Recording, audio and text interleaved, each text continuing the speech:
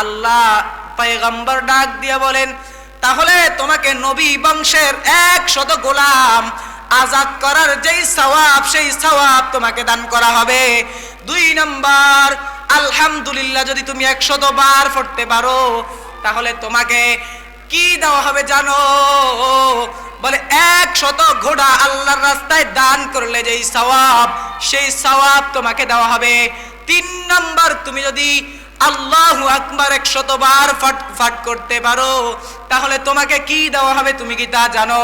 বলে যদি তুমি প্রত্যেক দিন 100 বার করে আল্লাহর নামে জিকির করো, তাহলে তোমাকে হজের সময় হাজী সাহেবরা যেই কোরবান করে, সেখানে যেই কোরবানি করে, এমন 100টা ওট কোরবানির কবুল ওট কোরবানির সওয়াব তোমাকে দেওয়া হবে।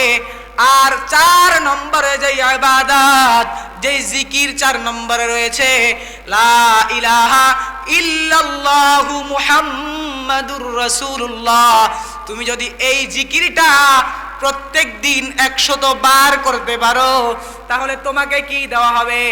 নবীজি ডাক দিয়া বলেন, তোমাকে তাহলে কি দেওয়া হবে তুমি জানো? বলে আসমান আর জমিনের মাঝখানে যেই ফাঁকা জায়গাটা আছে, এই ফাঁকা জায়গাটা তোমাকে নেকি দ্বারা ভরপুর করে দেওয়া হবে।